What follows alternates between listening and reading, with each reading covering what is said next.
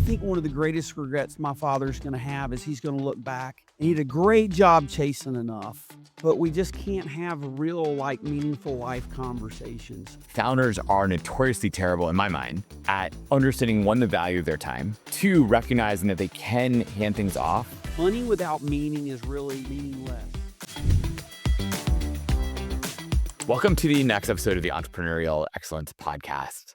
Most founders spend years building wealth, but very few build systems to preserve it. In fact, 70% of wealth disappears by the third generation, not because of bad investments, but because values never transfer alongside that cash. Today's guest has spent over 20 years solving a problem most founders don't even realize they have. Not making money, but actually aligning money with meaning. Andrew Windham is the founder of Educated Freedom, a concierge multifamily office serving founders with 10 to 100 million in revenue. But what makes his approach different is this. He doesn't replace your advisors, he orchestrates them. CPA, attorney, investment team, all aligned, all coordinated, all driven by your values, not just returns. I believe Andrew calls this integrated stewardship, where your business, family, wealth are designed to work together, not in silos. Andrew, welcome to the show. It's great to be here, man. Yeah, good to see you too. I like to ask people the same question to start. And you've worked with a lot of entrepreneurs in your career and you're an entrepreneur yourself. How do you define entrepreneurial excellence? What does it mean to be an excellent entrepreneur? I think it means a lot of things to a lot of people, but I think real entrepreneur excellence is when we can answer basically three key questions. Who am I, without my company? And what would I do with the 2,000 hours I would have if I no longer had a company that occupied that time? And then does the wealth that I'm growing, does it have meaning beyond just growing the wealth itself and the things that it'll buy or get for me in terms of experiences or things just solely for me personally or my family? Does that make sense? I think so. So I want to dig into both of those. Essentially, to go backwards, you're saying what will wealth provide beyond just buying me stuff? And then who am I outside of being a founder CEO? Right. So and I guess in figuring out the answers to both of those is what you define as being an excellent entrepreneur. Yes. Okay. So given that, walk me through what it actually, how many founders that you work with actually can answer that first question? Who are they outside of their job? So the folks that have been with us for at least 12 months can absolutely answer that because that's one of the key metrics or components that we measure success on. Is asking them and spending that time. Yes, and a big piece of that, Adam, is faith component for us, is that we're not here for ourselves. We're here for stewardship. And that integrated stewardship piece is the big thing that we talk about. And we don't look at wealth, at least for our founders and our ideal clients, don't look at wealth as it's a single component like finances. It's relational, it's spiritual, it's experience, it's social. There's a financial component, but really I look at it through the lens of the parable of talents. We're given, 3 to 5 unique capabilities. Those things are our gifts to serve and bless other people. We're best at leadership when we understand that we can't be selfish. We integrate other great people and their 3 to 5 unique capabilities. And ultimately that allows us to have a greater resource. On my podcast, we call it culture, career, and cash flow, but cash flow is really just a label business owners can relate to and understand, because if cash flow doesn't if cash flow doesn't work well, their business doesn't grow and life doesn't go, so to speak. But resource comes in all kinds of things. It's influence, it's impact, it's all of these things. And so to go back to who is the founder, it's being able to answer actually much simpler than you might imagine. What are those 3 to 5 things if you send out an email to 20 people that would tell you what you need to hear, not what you want to hear? What would be the 2 or 3 or 5 pages that skill, capability, or descriptive would be incomplete without a picture of you next to it? Because that's who you are, how they relate to you for the go-to resource. Does that make sense? It does. I mean, okay, so maybe use yourself as an example. How do you answer that question for yourself? Right. So your day-to-day job is sort of a wealth advisor, and that's your career, you're busy with that. But then how do you answer that question yourself?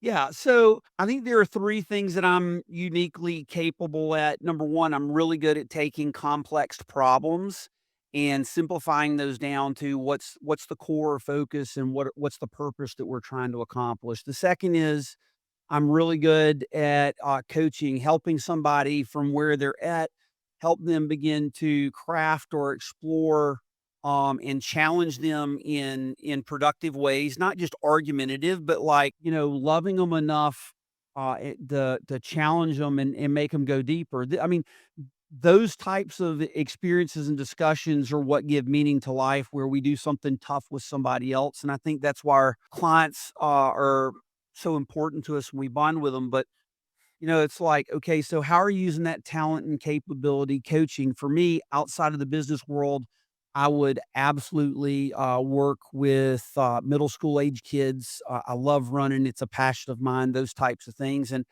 I like being able to coach and help them set goals and then see how their work systematically allows them to get there. It gives them confidence. It fuels all those things. And then I think the other thing, or the third thing that I'm really good at is I'm really good at helping people build visions that they can be inspired and step into. That's really beyond just chasing enough for a number, and that's a function of because I built the family office concept that we have because my dad was never ever around a lot growing up, although he was a highly successful general surgeon and entrepreneur. I mean, Adam, if my life was on the line, I would absolutely want to be on his table, but I can't have deep, meaningful conversations, and so I think a lot of times we're the sum total of what we go through and, growing up with our parents and then the experiences we have, and then later in life, we try to figure out how we make meaning and untangle those and do something with them. So what would you have done for your dad? I mean, he's maybe a good example of this. Like, what would you have done for your dad if you were his wealth manager, or sort of almost sounds like much more than a wealth manager? There's a lot of people who are very successful, like your dad, from a financial perspective. He was top of his field, all those sorts of things. Sure. But maybe he wasn't as successful when it came to the outside of the operating room part of life. What coaching, in a sense, would you have given someone like your dad to be, in your definition of like an excellent entrepreneur, be more, I guess, in a sense, more well-rounded? Well, it's actually the essence of why I built what I built.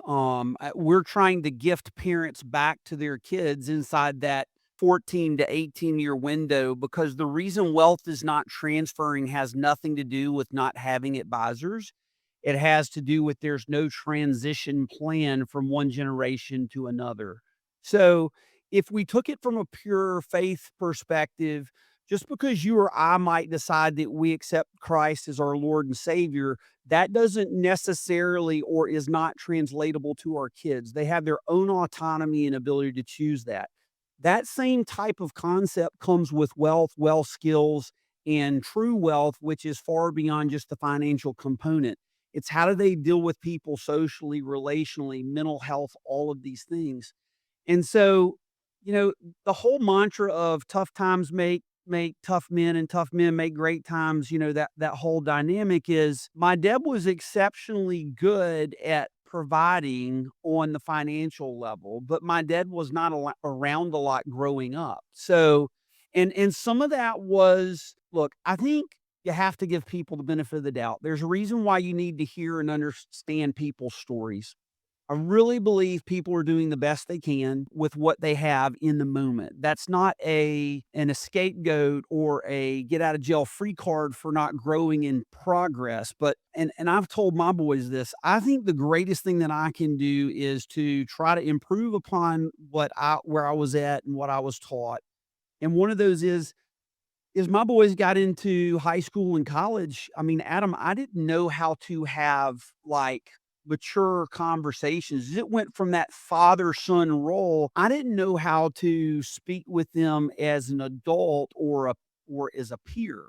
And it was really, really, really uncomfortable. And in reflecting, to go back and just, I guess, answer what you were asking, is we don't have those conversations with me and my father, and it was because he missed that window. And so I think what my goal is if, the money and all those things are great, but I'm gonna tell you that I think one of the greatest regrets my father's gonna have is he's gonna look back and he did a great job chasing enough, but we just can't have real, like, meaningful life conversations, and I think you can tell, like, that's uncomfortable and it doesn't feel good here, and candidly, man, the number one thing I'm running from is to not be on my deathbed and say goodbye to my kids and then not know that I wasn't perfect, but I didn't go all in, man. Like, Yeah. I want them to know I went all in, and that's the dynamic in the transition. Money without meaning is really it's meaningless. Does that make sense? It does, and I'm sorry for the kind of the pain clearly that you feel from what happened for you. Do you think, thinking of your dad once again as sort of that entrepreneur for his career, do you think he cares the same way that you do? Does it bother him? Like, he feels like he was really successful in his field. He's presumably proud of that. Does he care? I think he does. One of the biggest struggles our clients have, which is how I'll answer that, Adam, and I think so much of what I have created and what I'm looking to do is just really purely and simply a function of my journey and what I would have changed. I mean, we're trying to build and create the system so that we give the margin back so that parents have the choice. Okay. But it's a choice, is what it is. Right. And so, I look back, my dad still could have done some things different. He made some poor life choices. And some of that because he might not have been willing to do the emotional hard work. Like, I'm careful not to have an opinion or judgment there because I can't be there. And I know that through talking with my boys about things that happened that they remember or don't remember growing up, that they look back and they go, wow, I didn't even realize all that was going on. And the real component for parents is to protect their kids from situations that have lasting trauma and damage that they don't have the skills or capability to work through. But I very much believe that my dad will regret that to a degree, and I struggle just candidly today, still today is like my relationship because I have made it a priority to clear the air and to just say, "Dad, you're the only dad I'm ever gonna get. I'm gonna love you regardless. I know you were doing the best you could." And in a conversation the evening before he had open heart surgery, I knew I was gonna have it. I didn't know how or when, but it went something like this: "Dad, I just want you to know no matter what happens tomorrow, and I fully expect you're gonna come through this fine, I'm so grateful for all that you've given me and who you were." Yeah. And he said, "Yeah, but, I know." And I said, "Dad, none of that matters. I just want you to know that I love you." And he's like, "Well, you can't judge me." I said, "Dad, I just want you to know that I just love you." And Yeah. he broke down and cried. Those 2 things before, those are the beers and the BS that we put in the middle because it's tough to be vulnerable, I think, for everybody, but guys tend to, our identity is our business, and it's why we get that identity void and we exit the business or other things. So, Yeah, I know. Thank you for sharing that story. How do you suggest people get good at this? Like, what is like the breakdown, right? So obviously people could sign up, be a client of yours, but for the podcast purposes, sure. how can people go about learning this and trying to do this? And I know you think through it from sort of a faith-based lens, but even without faith, I mean, there has to be, it's sort of something presumably that people focus on that sort of takes them out of that pursuit of financial outcomes or recognition, whatever it was for your dad, let's say, that drove him. How do you get these entrepreneurs who are obviously successful given the amount of revenue and or money they have to become successful in all parts of life? Well, number one, we have to be willing to spend time in the family architecture as much as we are in the financial architecture, right?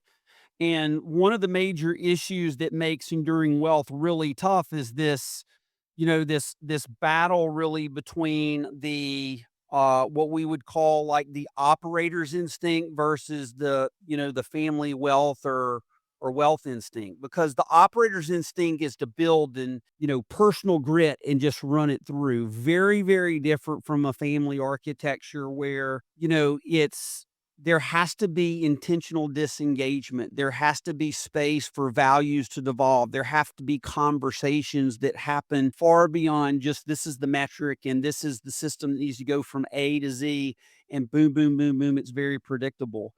Life, emotions, family is messy. So for instance, one of the things that I think is important with that is we have to be the leader that we seek. So often, founders, it's easy that we get this identity because we're the leader and everybody follows what we do because we're building the architecture.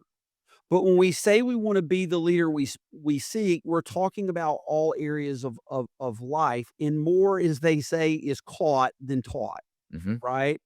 And so that's part of what I talk about on the podcast. And culture is starts with a party of one. It's you and me. It's what are our values? What matters to us?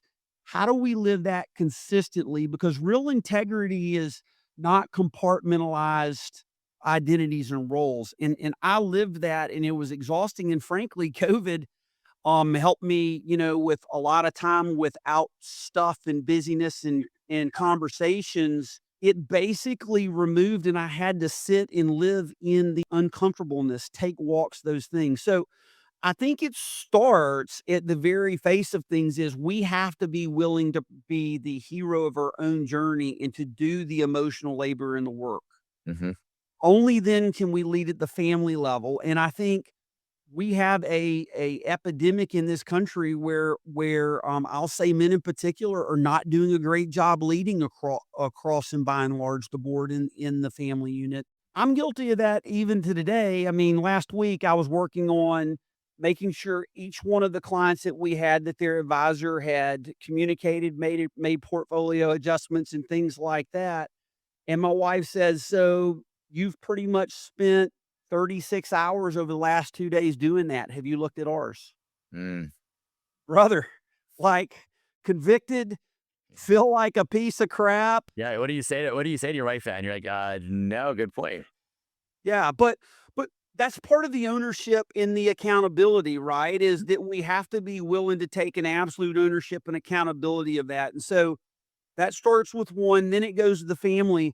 And frankly, the people, the organizations that I see are truly exceptional, man, it's because the founder and the leadership team and the culture is that you have the space and you're expected to be the same person in every role as you show up. And then that's what actually becomes magnetic and contagious in the community. Living in Atlanta, I mean, Truett Cathy and Chick-fil-A is, I mean, that's what it is, Yeah. right?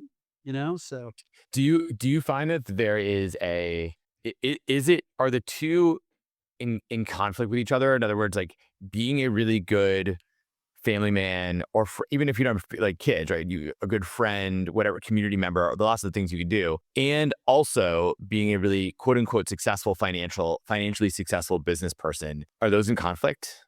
I think they can or they will be if you're not intentional about how you design stuff. Like, years ago, I joined Strategic Coach with Dan Sullivan, and the first full day is about what he calls the entrepreneurial time system. And in that, his goal is right out of the gate. By the end of the 3 years in the program, should you go through this first, entry level program, you should have 165 free days. Mm. I mean, if you think about that and you're sitting there and you're going, "What? Wait, that's like over a third of a year, 165." But 52 weeks a year, Saturday and Sunday, if you just took the weekends, is 104. What you're saying is you're working 7 days a week, 52 weeks a year. Okay, that's a recipe for disaster in and of itself. I mean, at bare minimum, you gotta start there, but then the second piece of that is, are you willing to look in the mirror and make those adjustments to be able to do that? Because what I've found is what you plan, it's what's the 80-20, the Pareto principle, or Yeah. what's the rule about, time abhors a vacuum. So whatever you give it, ultimately, It will all expand. Time will you'll find ways to use any extra time you have. yeah. So for example, there are things that make that more and less doable, right? Like last year, I really struggled to find a stable strategic assistant that can manage the calendar and all those things. So it bleeds into me having to do stuff that just candidly I absolutely suck at. Yep. And when she had been working for a month with me, I said, if there's one thing I could do to make your life simpler, she said, stay the hell out of your calendar. Don't touch it. Don't look at it. like just show up and do what's in it, right? And so, now it's very easy for me to show up and stay in my areas.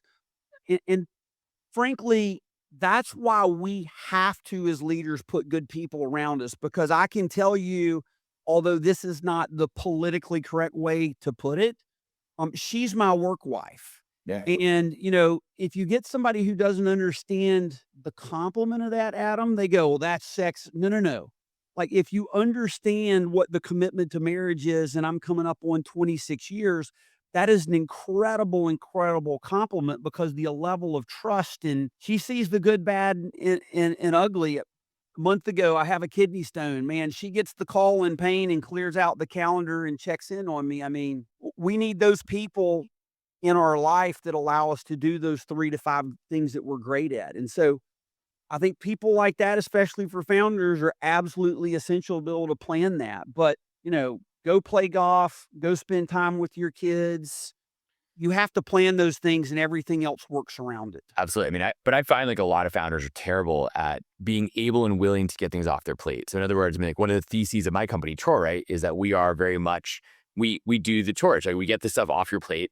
We're your back office service, because no founder should spend time doing this work the same way you should be spending time managing your calendar.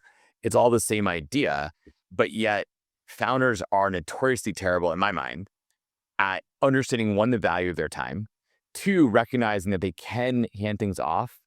And in fact, by handing it off, it's essentially an investment in other parts of your life. Now, it could be just an investment in your own business, because if you're the number one salesperson, let's say, if you free up an extra 20 hours a month by not doing all the random small little things, you're now going to have, you close 2 or 3 more sales or whatever the number is. But or it could be spending more time with your family, whatever the metric is for you.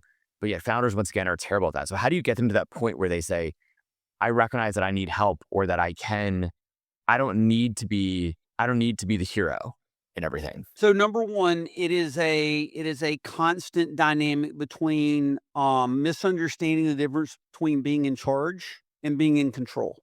Okay, in charge versus being in control. I'm in charge of my calendar. I'm not in control of it. Mm. And this is one of the major, major problems that I have friction with clients, or I see with business owners all the time. They're absolutely horrific at delegating, Shit. because they control, okay? So, not to get all spiritual with you, but I believe in this concept called synchronicity, which is my own word for be present, be aware, be curious, and be open. Mhm. And so I've just had quiet time and ran across something in Substack and a couple other things that are all bringing. And so it's Psalm 46:10. Be still and know I am God. Take that out of the spiritual context. Still, the word Rapha is Hebrew for still. It means to release, to loosen, to stop striving. And founders are wired generally type A, ADD, ADHD, those types of things. It's strive, go, go, go next. I mean, I've struggled for years. I'm a little bit better at it and have built it in the company where in stand-ups and things, we celebrate wins so that it's not like, well, of course I did that. What's the next thing? Right. But you have to delegate. And honestly, I think AI in a lot of ways is a huge blessing to this to a degree, because the reason that founders and people are getting pissed off at AI and all these other things are the same reasons they're getting pissed off at people. Is that you're asking somebody to do something for you that, number one, you don't know how to do it, but you want to tell them how to do it. Yep. Number two, if you do know how to do it intuitively, you don't have it broken down into an operational system where there's a predictable, duplicatable, specific outcome, so that when the outcome doesn't go well, you can say the outcome was what the process created. The problem is the process. And then the third thing is there's not enough specificity. Like, if you're a client and you say, Andrew, I want you to go buy a car, if I lead you poorly and don't hold you accountable for specificity of that car, and I go get you a Toyota Prius, and then you're pissed off because you wanted a Tacoma to drag your boat to the lake, well, we're equally part of that abdication of responsibility, right? Number one is If I'm a good leader, I say, okay, what's the color? What's the make? What's the model? What kind of seats? All of those things. And we spend the first year, the three things that we have to work with people in the first year is number one, that meaning piece. Number two, specificity. And you know what I find sometimes, Adam?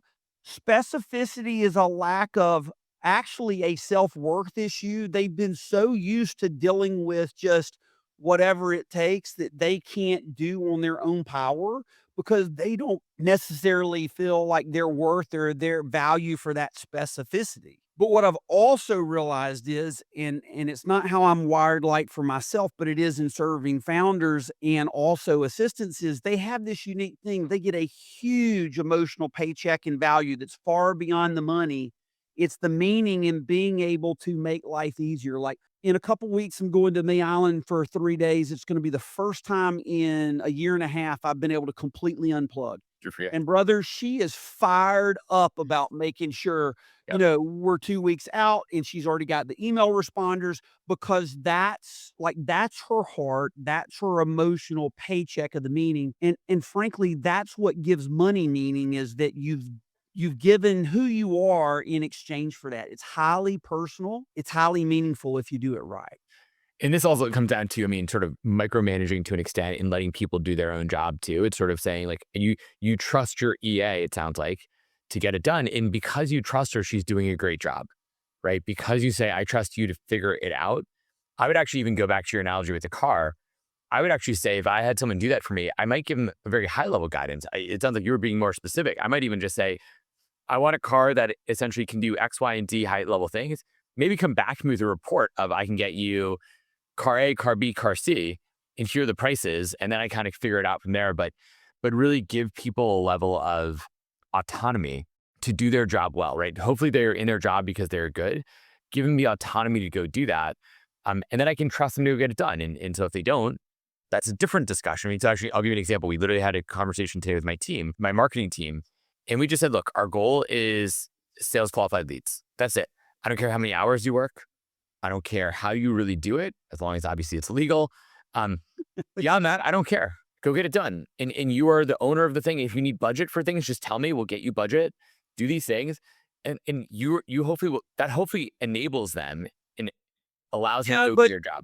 but here's the thing, it's like I discovered this with Infusionsoft. I call it Confusionsoft. Mhm. The very thing that makes Infusionsoft or Keep or whatever they wanna call it next is Infusionsoft is a CRM. If you're an operator, if you're a systems person, like, one of my favorite people is Courtney Wade, that I got introduced to by a friend because, You you might see now. That's how we know each other. Right? That's how we know each other. absolutely, right? And so, the great thing about Courtney, and probably one of the things you love, is I can say, "This is what I wanna do," and her mind thinks through all those steps. As founders, vision folks, we need the operators that can see the systems and the things that happen, because when you say, "Well," and just to push back up with you on the car, no, we would not let you come to us and say, "We want a car to do XYZ." Now, we might agree to take you through a decision process where we would go get a subset of vehicles and give you pros and cons, but we would force you to make the decision Mhm. because you have to live with the outcome. And actually, when people are unhappy, it's very simple. It's a mismatch of expectations. And So- it's either because the leader didn't set expectations and hold you accountable for what they needed to be successful, meaning clear role, clear outcome, etc. And what you're talking about there is entrepreneurs and founders live in the results economy. Mhm. We have to teach and equip people because our school and educational system does not teach people to work in a results economy. We're taught that cheating on tests, using AI, you name it, all of that is not fair or not legal. Mhm. Okay. And the reality is, as Dan Sullivan says, the decision maker strokes the check and decides what it's worth. The thing is, we treat people like we would want to be treated. We don't want to be micromanaged. So give me the outcome you want, and I'll figure it out by hook or by crook, right? But great team members, great supporting cast members, they don't have the ability always to have the vision, and it's our job to transfer our vision is Our job is to make it up, but the next piece is the make it happen person that we have to be enough specific with what the finished product or thing looks like. Mhm. Then they can take the autonomy and equip it.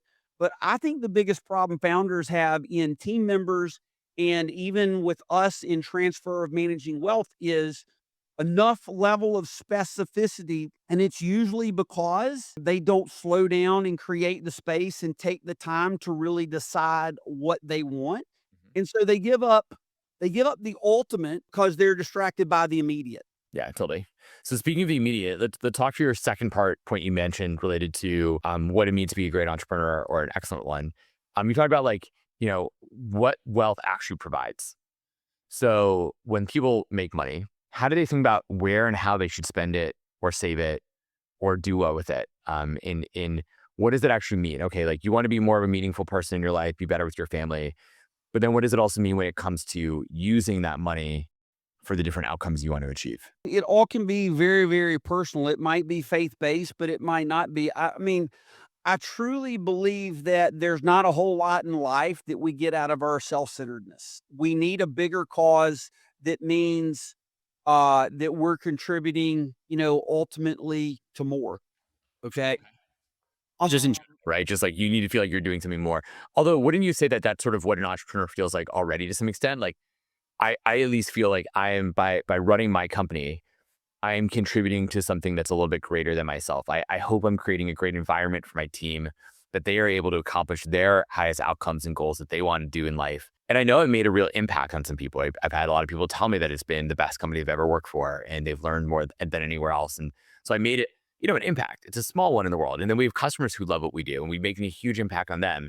So in my own little way, I'm making a dent in the universe. How does it then turn into kind of more than that? Or what do you mean then specifically? Yeah, well, so let me give you two specific things. One is every dollar has a value-based why. Okay. Okay. So let's say, most founders think of wealth transition as nothing more than a state exercise that happens when they're gone. And you're We saying don't. wealth transfer being like they pass away, it goes to the next generation. Yes. Okay. Okay. I mean, when you talk, in part of it is because founders are stuck in the immediate, not Mhm. in the ultimate in the future. It's why when they exit a business, they have this exit void. And if you don't create a free zone where no decisions are made so that they can let the dust settle and find out what they get meaning, whether it be mentoring, coaching, leading, ideating, so that the way they deploy their time, their energy, and their funds. Otherwise, if you don't create that, like we see it all the time, somebody exits 30 days later, after the perfect exit. The M&A guy, I got the offer. The CPA got the optimal taxes. The financial advisor, did whatever. And then there's $2.5 million going out to a friend's venture. Mm. Okay. Yep. That they never would have made that decision, but see, the problem is they have a complete void of their entire identity, and by the way this shows up for the spouse is it's dangerous as well because the founder loses their identity and the spouse loses the predictability of their partner, and so you've got 2 people in a complete tailspin, and if they've got kids, the kids are like, "Whoa, wait a second, what's going on?" Right? It's Yeah. like their parents have been abducted by aliens. I'm going a little fast there. So if we say every dollar has a value-based why, let's just use a really simple one. It's something like, okay, so my I want to education is an important value of our family. Does that make sense? And so I would tie that to 529s if that were appropriate. I would tie that to things that are associated with lifetime learning, which could be travel and cultures or things like that. But scholarships, basically a learning focused or prioritized budget, for Mm. example. But you could do that in almost any area of life. I just use education because if you've got kids, that's usually a concern or thing like that. But if you have another cause based off of a health scenario, like let's say it was diabetes or cancer or, child trafficking, I mean, I'm wearing this shirt from Solving the World's Greatest Problems, which is an offshoot of it's an entrepreneurial organization and faith-based entrepreneurial or faith-based investor. But anyway, they've identified 25 different core problems that have very tangible things. And so those are big 25, huge world problems that you could plug into. But frankly, if you haven't plugged into those at the household level, at the community level, the probability that you can have carry and hold a vision there is virtually non-existent, right? Yeah, no, so you need to solve it sort of at home first before anywhere else. Where does like the average, your founder, they come in, maybe they have a big exit, things like that. Do you advise them to go, hey, like go spend some money? Maybe you've been overly frugal for your whole life. Go spend some money, buy that big house, do whatever.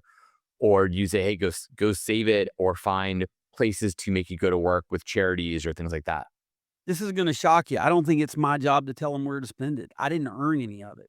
Yeah. I think that's the biggest mess up advisors have is and the reason that founders, often get stuck into the control trap where they have all the advisors and solos. Ultra high net worth and high net worth folks, they don't diversify assets, they diversify by advisors. Mm, yeah, that's I crazy. mean, they'll have 2 or 3 people managing assets. That way, if one messes up, they're not, they're kinda hedged against the other. But if we're speaking about a founder who is anticipating an exit, I would tell you that there is a significant amount of work that is far beyond the value maximization and optimization for the exit. There's far more identity work that needs to go on long before they enter that. I mean, this is just like we talked about the difference between financial and family architecture. You need time, you need space. Mhm, One of the things like we have a somebody we're working with right now that's probably not going to do an external exit. They want to transition it to somebody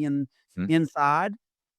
And, we just start by, hey, you need to go take a full week vacation and you are literally not allowed to check email, text messages, everything. You have to just go into a void, vacuum, nothing relative to business. It does a couple things that I know you can appreciate. You see how the team functions without you, so you lose a little bit of that ego chip. You secondly see where things fail so that you can fix them. But thirdly, you're forced to face the man in the mirror, mhm. start the identity things that allow you to know where you're gonna go and spend your time. You can't play golf 7 days a week, 365 days a year, fish, like, you'll be a madman or a madwoman. Yeah. No, look, I agree. What happens into a lot of the entrepreneurs when they do actually retire, though? I mean, like I've seen, and this calls for probably your parents, my parents, every parent when they retire from a job, they lose that purpose and meaning that they've been so a key part of their lives for a long time. And in many cases, you see people head downhill, right? You see, oh, this person who is the top of their game in their career, maybe tailing off a little bit as they're getting older, but not a lot. And now suddenly they've lost that main thing and their mental acuity drops pretty sharply, pretty fast, which makes sense, right? You're not using that muscle It's a anymore. loss of purpose. Yeah. Yeah. So, we look at a couple of different ways this happens. By the way, there's over 100 transitions that we go through with very distinct. We're entering it. We've got the messy middle, and then we've got the exit to a new thing. And his Coldplay song says every new beginning comes from some other beginning's end. Yeah. And so Maybe, all right, that made me think of the Coldplay concert they were at where the two people were cheating on each other and they got caught on camera. But that was that was the, probably a messy middle and an end there, right? there's definitely a mess middle and end and everything else in that event. Yeah, so for instance, you've gotta have a last day of high school to be able to have a first day of college. You have to have a last day of bachelorhood or bachelorettehood to be one in marriage, if that makes sense. So, number 1, transitions in life evolving is absolutely gonna happen, but it's where do we find purpose? And this is where I think those 3 to 5 unique capabilities show up time and time and time again, right? It's like, at 9:32 this morning, I got a text message from a client, and we were managing something for one of their daughters, like, with a house claim, and so I'm anticipating having to call her back, and I'm like to the PNC agent, "Am I fixing to walk into something that I'm not seeing here? You better tell me or I'm gonna be upset." And I call him like, I think I have an idea. Is this something wrong with so and so? And she's like, no, I got laid off. Mm, Okay. Only profitable division in this healthcare company. And they laid her off. And I will tell you that this was a huge unexpected blessing. I said, okay, so how are we feeling? I know other than the unexpected curveball that hit you in the ear hole. yeah. And she's like, honestly, like, I just want to say thank you. I have no concerns or anxieties around my finances. And I actually think that I might be completely okay. And I have opportunities in the company, but I don't know that I even want them. Yeah. And so, It's great. um, it's no different than it's the shock, it's the curveball that catches us that we don't see coming that causes us to react versus respond if we have not been doing the work leading up to it in filling up the cup. Mm-hmm.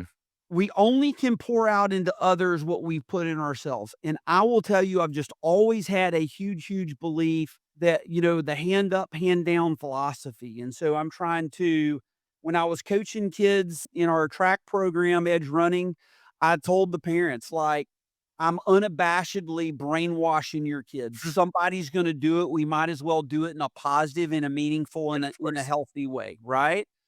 But last week, I was in Tennessee at our place, and, I met a guy who last year was doing interviews for my strategic assistant, got off, and he said MFO, SFO, and I'm like, "Wait, huh?" And, he's like, "Single family office, multifamily office." I said, "Multifamily office, but how did you pick up on that?" He said, "I could just tell from the conversation and language." So I'm Mm, on the side of a four-lane highway at a place called the Goat Soapery and Cafe, okay? And this guy who ran the family office for a Jewish family who had all of the property that LAX Airport now sits on, wow. okay, proceeded to share that with me, and he's also worked in C-suites and fractional stuff. But last week, I got to sit and spend time with a guy, and so to answer your question, he ties this specifically to Scripture. He feels like Malachi 1, 3 through 7, and then Isaiah chapter 4 is his larger mission.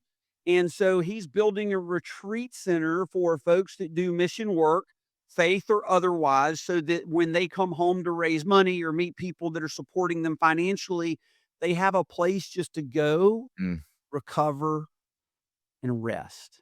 it's And critical. this is a guy who's 82 years Wow. old, right? And so in politics, they say never let a good disaster go to waste. Yep. Well, I think most of us should know by now neither side of the aisle has any of our best interest other than their own. But I would repurpose that statement and say no good experience should ever go to waste. We Mm, we walk through those for an opportunity to be equipped, to ideally equip somebody who's willing to be coachable and teachable to not do that. I'm living that now. My son got in the financial services industry, and on the way to church Sunday morning, I don't know why I was thinking about this, but I said, "Holy cow, like when did I really get into financial services?" mhm. And she's like, "Well, I mean, you were doing college planning." And she goes, "But you didn't really start like embedding yourselves in financial services, although you were doing things in insurance and stuff around that until we kind of calculated 2012." Wow. Okay. So I'll be 50 in October. And so that put me, geez, somewhere around like what, 38? Yeah. So my son, who's 25, is starting where I was at 38. And so I can't give him in a pill form what I know, but I can tell you what I am doing. And sometimes he listens and sometimes he doesn't. Of course. But I'm saying, son, if you'll go to this program and this program and this program, this program in this order, the number of people, the impact that you can make is would be a decade quicker or better than what I could ultimately do. What a stepping stone for him to have you kind of guiding him that way. So walk me through, like, you mentioned a lot that for a lot of people with kind of financial advice, the issue they have or with their financials is it's more of a coordination problem, right? And like, how do you get her to integrated stewardship, really thinking through this in a coordinated way? we talked about coordinating the 5 types of capital, which are that financial, social, physical, intellectual, and spiritual, right? Hmm. The thing is that when one of those dimensions collapses, especially during a transition, all the others ultimately come down with it. You've got to manage all those. But when we look in just purely and simply, we're managing and coordinating, the people and the teams. It's really more like sometimes people say, well, okay, so let's say you have a couple of advisors. How do you decide who wins? Hmm. And the answer is the job is not which advisor wins. The job is to coordinate them so that they work together and iron sharpens iron Yep. so that everything is vetted through the values, the purpose, and the priorities of the client. Okay. Because when you have advisors that are working in solos and they are not coordinated, okay, then who loses is the client. Yeah, of course. And everyone else is making money off the client essentially. But so then how do you force them to either work together? Sometimes I've been referred to as a financial quarterback, okay, which is not a financial advisor is a nice generic term. It'd be like financial institution and we throw bank and insurance company and whatever in there, okay? Is the quarterback of coordinating those folks. My job is to translate the disagreement into purpose aligned decisions and not to pick the winning advisor. Does that Hmm. make sense? Hmm. So, and what happens is if you approach it from a net positive deal and you don't have egos, the problem is when you have egos. But aren't a lot of people, I mean, you're dealing with top end people, they think they're great advisors. They probably have pretty big egos. They do. But I will tell you what I have found more times than not. A lot of times our clients have outgrown advisors. Okay, interesting. Okay. What is that? And What do they go to next? They have multiple advisors or family offices of their own? Like what is well, I'll give you an easy example. We picked up a new client earlier last week. They have 31 properties and State Farm's managing all their property and casualty. wow, okay. Now you might go, what the hell? I see that all the time. I see $20 million companies with no org chart. Yeah. Okay. I see folks that had a great CPA at the time they took them on, but actually the other advisors around them are very frustrated with the CPA, but they don't want to communicate that to the client for fear of one of their largest clients getting ticked off and firing them. So what happens is they do the nice thing, not the kind thing. Yep. The great part about the role that I play is that we come in and just say to the client, okay, so there are 3 things that you must do. You must be specific on what you want or willing to do the work to get there. Give us what we tell you we need to do it. And then you must participate and delegate. Hmm. And so we talked about a little of this in running the company earlier. One end of that spectrum is micromanagement. I'll tell you one thing that I have never met an excellent advisor or person in any walk of life wanted micromanagement. No, of course. And if they're really good and they don't need you as a client, it's the quickest way to get fired because they don't need the money or the client. Yep. The other is abdication, which means we have foregone any ownership in the outcome. And so we want the happy medium. Okay. So when we come on board, our clients we don't make decisions to hire and fire advisors. That is our client's job. Our job, though, is to set the standard of excellence for them and give the advisor an opportunity to get up there or to self-select out. You'd be surprised how often they'll self-select out because when they realize there's a standard of excellence and accountability, they'll be like, "Well, that's that's too much work. That's great, please." What is he what how much work is it to be great at your job? I mean, that should be something they should all say, yeah, no problem. Should be. It'd surprise you, Yeah, no, I mean, it right? would surprise me. Yep. It yeah, it would surprise you, but, I'll give you 2 very quick examples. We fired an entire P&C agency because they didn't wanna be bothered to have to reshop or evaluate the coverage every single year. Now, they get paid every year, but that 2 hours, they don't have time for that. They have 1,500 clients. You're asking too much. Great. Thanks. Goodbye. Yeah, seriously, that seems insane. They should always reshop every year. Correct.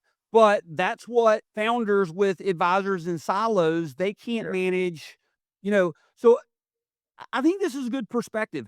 A single family office likely has as many or more than 60 individual experts. It's why it costs a minimum of 2 million, but typically 5 to $6 million to run the family office, because the purpose of a family office is to manage and run the business of the family's personal and business finances. The two things that we can't do or you can't do is I can't lead your family, I can't lead your business, but I can do those things. So when you have a standard of excellence for advisors, great advisors actually love, like, I mean, think of it like basketball. Like, do you ever see LeBron or, pick your favorite athlete? They're like, no, absolutely. We don't want to have a super team where we can run everybody in the ground. It's the same with like a multifamily office, is that A plus folks love working with A plus Of folks. course, you feel like you're doing great work every day. Yeah, and you get to do the stuff that you're great at. So, like, for instance, asset management in terms of a percentage, I think AI is gonna hurt that significantly. And people who think that they can just charge, 100 basis points for assets and call it a day, like, that's going by the wayside. Totally Like, agree. we charge flat fee and we have to earn that value time and time and time again, right? And so, full transparency, and we tell them we're gonna add up the column of impact, time, tax savings, all of those things. And so what happens is the same thing that I can do for somebody making $500,000, the zeros in the impact are 2, 3, 4 zeros more for somebody who's running a $100 million company. And it's actually a bigger emotional paycheck because they realize all the places that they've been taken advantage of. And now that they have a defender and a protector and advocate, like, I've got one of the meekest clients I have. Other day, we're managing a hardscape landscape project, and we're not getting a timeline. And he's usually saying, "Hey, like, relax, like, don't get after him." He goes, "Hey, go full Andrew mode on him." It's great. So you're going after them and just because you're the advocate on their behalf, essentially, right? Yes. Is that so rare in this world? Just because once again, you end up hiring a bunch of random experts. A lot of these founders don't build their family wealth the same way they might build their company. Obviously, in a company, you only want to hire experts, people who are great at the work that they're doing. Mhm. Do they treat their family, either their family themselves or their wealth, as something different and separate? Like they don't think of it the same way. Like to me, it should both be run like a business. I'd say they don't. Yeah. They don't think about it. Why not? Is it scary to them? Is it just like they're good at making money, but they're scared of the management of the money? Like Who what's knows how? yeah. See, the reason, back to this control thing, the reason we hold on to control is because our brain tells us there's danger in an unpredictable outcome. But if you don't know how to do what you don't know how to do, a blind spot, okay? Like, one of the things that I think founders need to change is how they look at time, Mhm. For sure. okay? But how Like, I would agree, but how?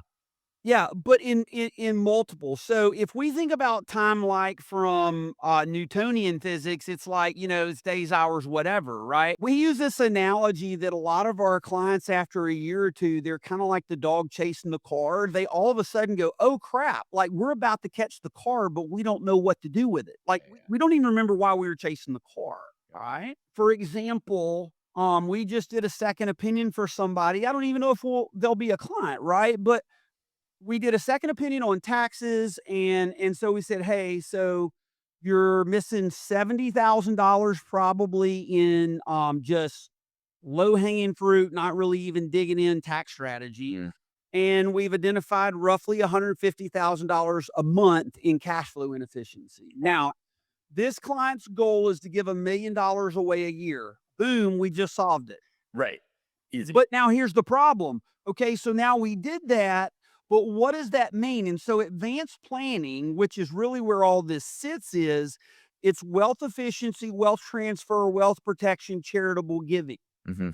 Okay. And so, but stewardship, good stewardship is it's far more than we're just giving $1,000,000 away. We're called to do the due diligence on who are we giving the money to.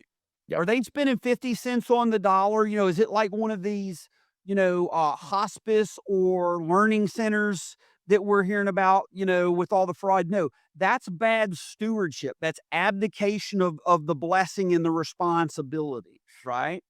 And so Then there's the structure. So with folks that are transferring wealth to kids, if you haven't equipped them with skills and talents and capabilities, and you haven't equipped them with values that give meaning and a transfer of ownership, then what you've actually done is you've equivocally given a 15-year-old a Maserati with jet fuel in it and said, "Hey, have a good time." You know what the result's going to be. Right, which is insane. So then how do you once again, how do you, a few things. One, how do you train people to make sure their kids are equipped for that? Number one. But number two, when do people feel like they should actually get some extra help in general, right? Like you can argue like just take the Warren Buffett approach, like you don't need any advisors. Just like buy an S&P tracking fund, a low cost S&P tracking fund, put your money in it, and you're good to go. You don't need a lot of all the extra help. Like maybe I'm clearly not wealthy enough. Like why do people need a family office or a lot of the advisors for a lot of this work? Wow, there's a lot in there. I think the biggest mistake that I see founders like what you just said is maybe I don't have enough wealth. Mm. And maybe I would say it's not that you don't have enough wealth. It's just you don't know what you don't know, and you've never experienced what it's like, what coordinated wealth looks like. So what does it look like? Like how do you make the pitch to someone outside that you get that good example of someone who you're going to save them, a million plus a year and stuff. But like, how do you make that pitch? What does it actually look like to be at that next level? Because most people don't know what they're missing out on, maybe. Yeah. Well, so for instance, this guy had 6 advisors that he told us of. I guarantee you there are more there than he told us. So he can't keep up with all of them, number one. Number two, not only can he not keep up with them, he can't hold them accountable, and he can't make sure that they're doing what they promise. That we eventually. So why does he keep paying them? What's that? Why does he keep paying them? Well, he's gotta have auto insurance and homeowners insurance and, property, all these things. He has to have it, but he doesn't know what grade is, nor does he have time to understand. Like, one of the comments I've had somebody make before is, "Well, the whole umbrella policy, I get it's important, but I don't have time to be in the weeds." Mm. Okay? So you're up here generating $100 million company, but you're one personal injury attorney, a child in an auto accident, and a personal injury attorney with a client who's lazy with bad intent and ill will, and all that $100 million is going to evaporate like that. Mm-hmm. Right. And so having a defender and protector, and an advocate means we hold each of those folks accountable to what the client's best interest is. So our goal is to give them 15x their lifestyle back in 3 years or less and only spend 20 hours. That happens because the founder is in charge of making decisions and being clear on what it is that they want. We do the execution, follow through, accountability, and when you do that, it's actually what great leadership at the company does, Mhm. right? Of course, It's exactly. I like, mean, it's running your business. You want your team to be accountable for outcomes. yeah, And so why so this example of this person, why would he sounds like an obvious thing to hire you. Why wouldn't he hire you? trust. Mm, It was a 90-day dance before he hired us. mm, And I said, "So we had our first meeting the day after Christmas. You said, 'Wow, I didn't know this existed. This is incredible.'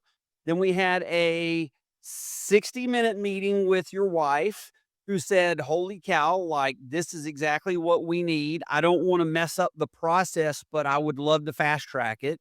Took us another 3 weeks to get you together for a 90-day meeting, and then you moved the decision meeting 4 times, hmm, to the point that I almost said, 'You know what? The warning signs are on the wall.'" And part of it, the reason I didn't is he said, "Look, I'm a big Dan Martell, buy back your time fan, and Dan doesn't do email." And like, what? Time out, bro. yeah. Dan Martell does do email. He just doesn't do, freestyle email. He does it with a very You got an EA is working in the email nonstop, and stuff that comes in his email, he's making decisions on. He's not doing chasing and calendaring and all of those things. I said, "So here's what I need to ask you." Because we had gone through, and I showed him basically a slide with 60 different things. And then we went and looked at his mind map that we created of his advisors with his values and priorities and goals and all these things. And I said, "So there's 60 here. You don't need 60, but I can tell you absolutely you need probably 17 of these." Mm. and you've got 5. So every box that doesn't have a name and an expert, that's what they do, your name goes in the box. Yeah. And by the way, we're already seeing how you're managing the CPA and the personal property and casualty. And so if you're operating at that level of expertise, you got a bunch of average Joes, not even a one tool player in that box. And I said, so by the way, and here's where the trust factor got capped. Then we flashed a spreadsheet with 2 to 3 deep in every one of those things. And he goes, whoa, wait a second. Who are those people? I said, those are the bank of people we've already vetted, hired for somebody else, or that we're ready. He goes, so wait a second. Not only do you have the roadmap, but you also have the players that I can put in there. Yes. Yeah. And so his wife goes, why are we waiting? And he goes, I don't think we should. I just need to know what it's going to cost me. Mm. But it was a non-event close.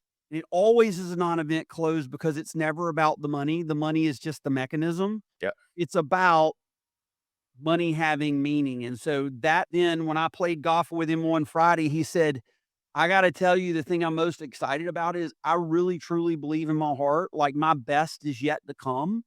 And I can now, I feel freed up to see that I'm going to be able to Go do it. pursue Yeah, that. absolutely. Does that make sense? Yeah, no, it's awesome.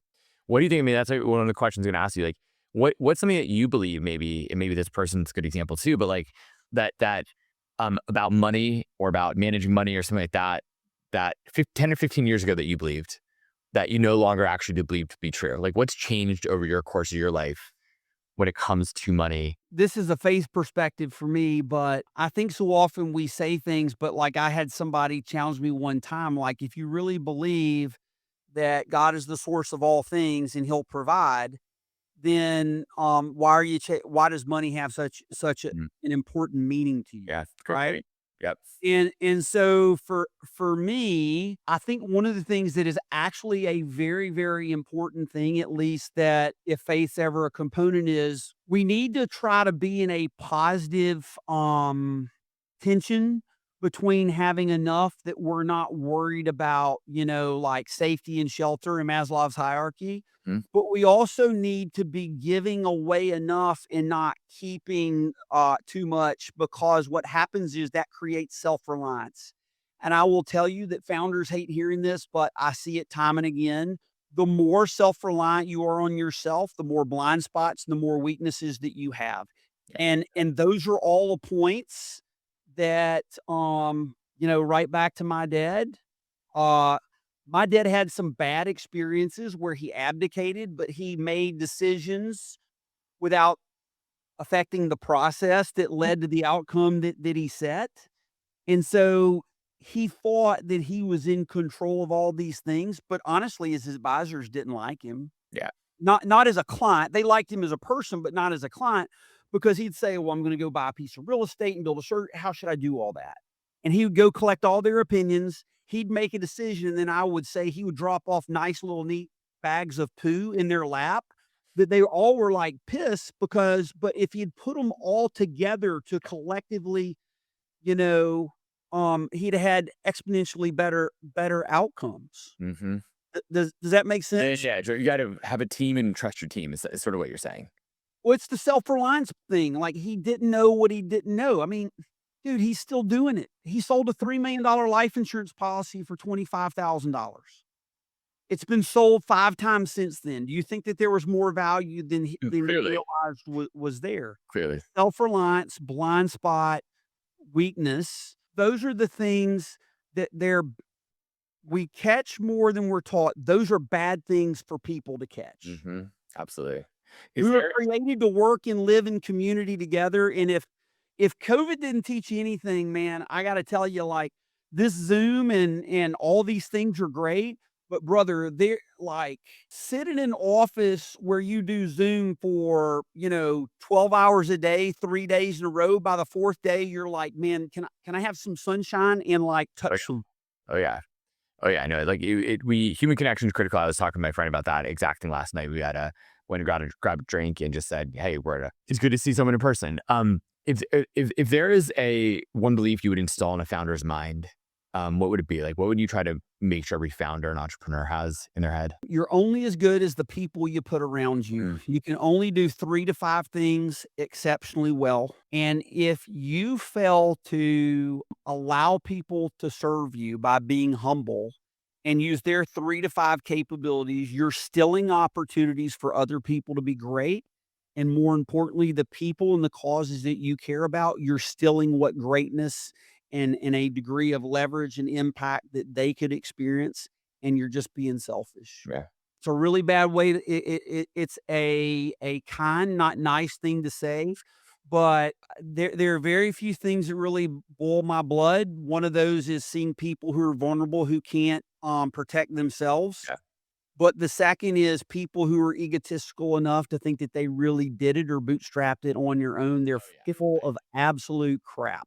I totally agree. I really just like when I meet people like that and like, no, there's no chance. Like the fact you were born in the United States already gives you a leg up in a million. And that's one of many, many, many things that got you to where you are. What traits signal to you this founder will build a legacy that lasts? Number 1, kinda like a lot of people, we have to be willing to do the work, the emotional labor, to get better at being present and aware more often, to be curious. They don't have all the answers, so curious, and they're open not to somebody making the decisions or somebody convincing they're just open and willing to explore with the capability and confidence that they have the values and the purpose that will be their vetting system of does it fit or does it not? No, no, it's great.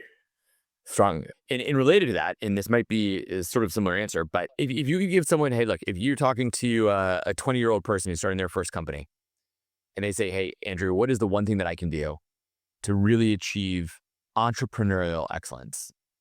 What would you tell them to go work on every single day to get stronger and better? Themselves. Yeah.